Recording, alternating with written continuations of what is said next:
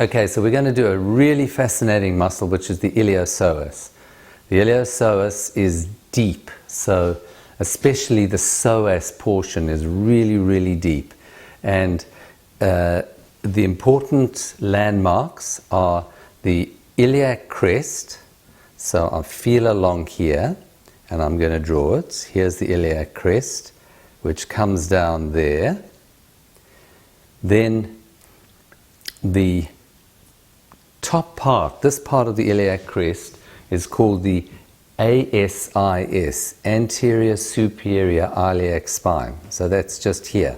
From this, the inguinal ligament runs across like that and runs down onto the pubic bone here. Okay, so the last structure is on the inside of the leg, and that is the lesser trochanter of the femur, which is in here. You can't really feel it. The iliopsoas has two components. The first component is the iliacus. So here's the iliac crest, and the iliacus is tucked inside the iliac crest. So to get to it, you have to go through the abdomen, push through the abdominal wall and go inside the iliac crest. It's a huge muscle which runs, if I draw, it fills the whole of the inside of the iliac crest, and it runs underneath and comes through and joins into the iliopsoas tendon. So that's the first, the iliacus muscle.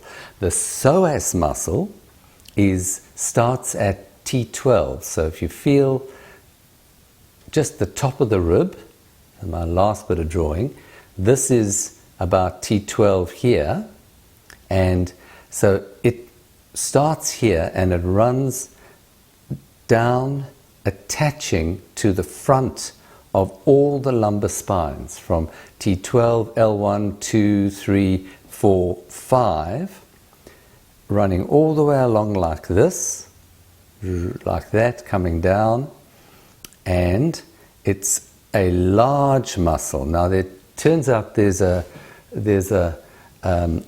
greater psoas and a lesser psoas muscle, but the lesser psoas muscle is really of no significance. The greater psoas attaches all the way down. It joins with the iliacus to form a big fat tendon which runs down and joins into the lesser trochanter of the femur, and together these muscles, when they contract, will flex your hip. So they are the main flexors of the hip. Now, they also do other things which are really fascinating. This muscle, the iliacus is, because of its position attached to the fixed iliac bone, it has just purely the function, as it contracts, it will pull the leg up. But the psoas is the fascinating muscle because it is attached to the front of the spine, running down and attaching into the femur. So if the psoas contracts, it will have a compressive effect on the front of the whole lumbar spine. So it's part of the muscle of flexion forward. Your abdominal wall helps, but the psoas does that. And if your leg is straight, in other words, your leg is in a direct straight line, it actually acts as guy ropes for the lumbar spine, helping to keep the lumbar spine in a little bit of lordosis, which is exactly what you want. So it's actually a stabilizer of the lumbar spine. A flexor if your leg is forward, and a stabilizer if you're standing up straight. And it turns out to be an incredibly important, because it's a big strong muscle running down on each side of your lumbar spine in the front. Okay, together with the quadratus lumborum, which we've discussed earlier, these are the two major postural stabilizers of the lumbar spine. They're very, very deep and incredibly important muscles.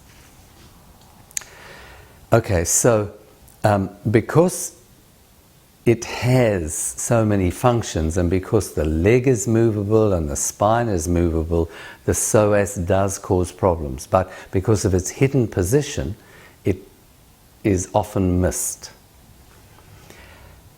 There are 3 trigger points in the iliopsoas. The first trigger point is higher up here. If we just roll very slightly over, is next to the belly button, higher up in the abdomen. And remember that to get there you have to get deep, because this is the deepest, very, very deep muscle. The second trigger point is in the iliacus, which is, so I'm putting it here, but you need to understand, to get to it you've got to get to the inside of the iliac crest. And the third trigger point is down on the thigh, where the iliopsoas tendon comes into the lesser trochanter of the femur. So these 3 triggers, now they actually cause pain in completely different positions, which there you are, adds to the complexity. This trigger, remembering that the psoas is part of the back muscles, is felt in the back. So if you could just roll over slightly, thanks Ben, just roll to your side. This trigger is felt along there, from L1 down to L5 as a band along here, which is really surprising. So somebody who has pain in this distribution and has very little to find here, look in the front. Thank you, roll back. This trigger and this trigger both cause pain to run from the lower abdomen down into the front and the inside of the thigh. So this is the pain distribution of the 2 lower triggers. So to treat the iliopsoas is tricky, because it's a deep, deep muscle. If you have got someone who's very large, very muscular, or someone who's really fat, it's just about, I've found, practically difficult to impossible to get to these muscles. But in someone who's slim, it's actually relatively easy. Just have to understand the anatomy. So let's start with the psoas. So for someone of this size, it's moderately difficult. You need a real skinny person. You have a muscle, big strap muscle here, the rectus abdominis, 2 strap muscles. This trigger actually underlies that muscle, but to go through it is very, very difficult. So you feel to the edge of it, and there's a little sort of opening to get down. And then if you can, you bend your leg up very slightly. So if he bends his leg up slightly, that relaxes the abdomen, and then you press down deep. Take your time, because there's a lot of structures to get through, and some of the tenderness may well come from the bowel. So if you press down and it's a sharp, and the person says, oh, that's sore, just reduce your pressure, sit there for a little bit, and do a gentle massage. And the massage is going up like this, or down, and what you may do is just move a little bit of wind that's sitting in a loop in the bowel. Take your time, gently get deeper and deeper and deeper, and I'm actually deep enough now that I can come onto the psoas muscle. And if this was sore, he would, and the cool thing is I can see his face very easily. If this was sore, he would say, this would be really tender. As I pressed on it, he may feel pain locally, but he may actually feel pain going through to his back. So once I'm deep down there, deeper, deeper, deeper, again, using both hands so that there's not a lot of pressure. I'm not working myself too hard. Once I cause pain, I reduce the pressure and then follow that ischemic principle of gradually increasing pressure down, down, down until the pain melts away, keeping below the pain threshold. To treat iliacus, I feel for the iliac crest, and again, he needs to be relaxed. Sometimes it's easier if the leg is up, sometimes not. Just do what you can to take the pressure off. And I've got my hand this way around, and I'm hooking my hand in behind the iliac crest. And as I hook my hand in behind, I'm pressing down and back like that. And this muscle, when it's tender, is exquisitely, excruciatingly tender. So you spend time, you work your way in, and then finally when you're on it, there, I'm on it now, you can feel the muscle deep behind the iliac crest. And again, you follow ischemic principles. The last is in the groin, and this is again a fairly common trigger that people will, as they'll complain of pain in this area, and when you press down on the inside, you find, so the way that you find this point is if you feel the edge of the pubic bone and the anterior superior iliac spine here, the trigger point is about halfway and maybe 2 centimeters down the leg, like this. And then you press down.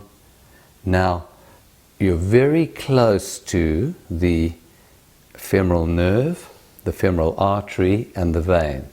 So as you press down, you're searching, and you run your finger back and forward because the fibers are in this direction.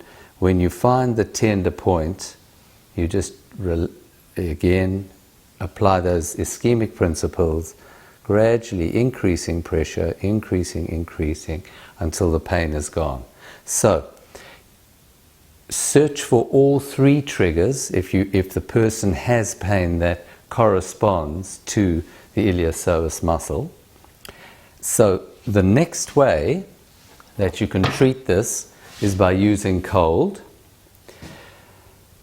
In my experience, the effect of cold on this muscle is not great because the muscle's so deep, but it is taught. So you start from the origin, run over, run down the muscle, into the pain zone, like that. You do 2 or 3 passes, and then you do the passes from the iliacus down like that. You would remove, if you're doing the cold, you would put a towel here, remove his pants, and go right through. It's no good to have clothes in the way, like that. 2 or 3, and now you need to stretch the muscle to length.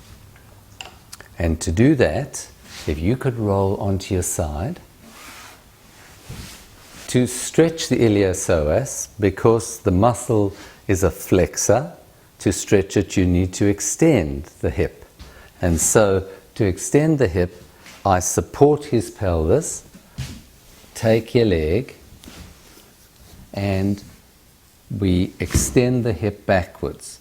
Now, to do the iliopsoas, there is a trick, because there is another flexor muscle, which is the rectus femoris. So if I extend back and then flex the leg, I'm stretching both muscles.